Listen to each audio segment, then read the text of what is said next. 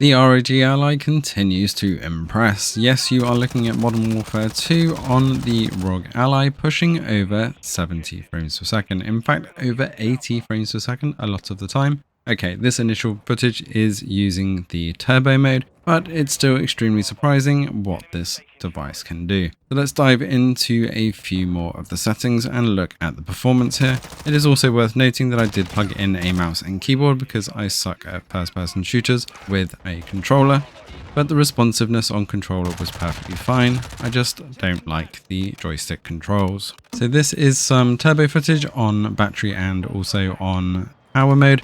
But let's dive in and have a deeper look at the actual power mode settings. So at the 15 watt performance mode, in 120 hertz mode at 720p with the game on the auto recommended settings, we are getting a solid over 60 frames per second. Of course, we're getting that 15 watt power draw and around 22 watts on the battery. So you're only going to get around an hour and a half battery on this. However, it does run incredibly smoothly. I was really surprised at just how well this was running on the ROG Ally, and if you are wanting to play Modern Warfare 2, then this is definitely a great way to play. 720 and over 60 frames per second on performance mode is just absolutely astounding, but it does get better. If we pump that up to the turbo mode, keeping it at 720p, we are pushing over 80 frames per second pretty much all of the time.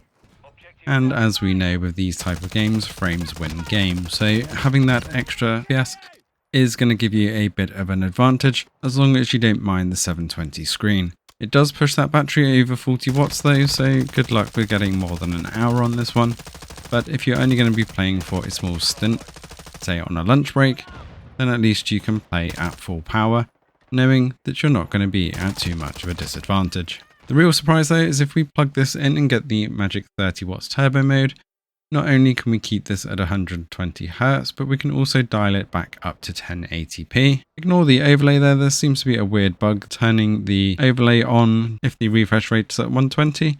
It glitches, but you'll see in the gameplay that it's still over 120, although the command center said it went back down to 60. You'll see here now running at 1080p, we are getting over 80 frames per second most of the time with that 30 watt mode. Didn't change any of the other settings, all I've done is up the resolution from before. So turbo 30 watts will get you 70 to 80 frames per second most of the time at 1080p on pretty much every single map going on Modern Warfare 2. We will take a look at Warzone as well, but I do spend most of my time in multiplayer on Modern Warfare 2 as I just enjoy it a bit more. Let us know in the comments below what you think of the performance here on the ROG Ally and whether you'll be diving into Modern Warfare 2 on a handheld from now on. I'll leave you with a bit more of the gameplay here without me talking so you can get a better feel for the game and performance. Thanks for watching and see you in the next one.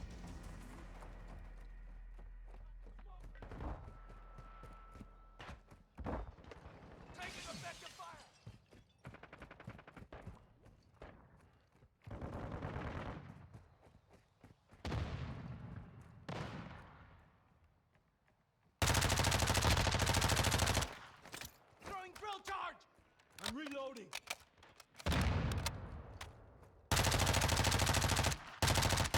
Reloading.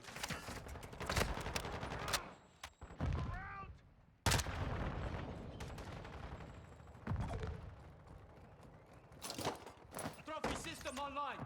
Secure Bravo. Hostile sentry is active.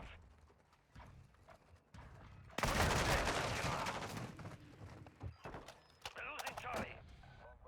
We control Bravo. Hostile VTOL incoming. We've lost Charlie.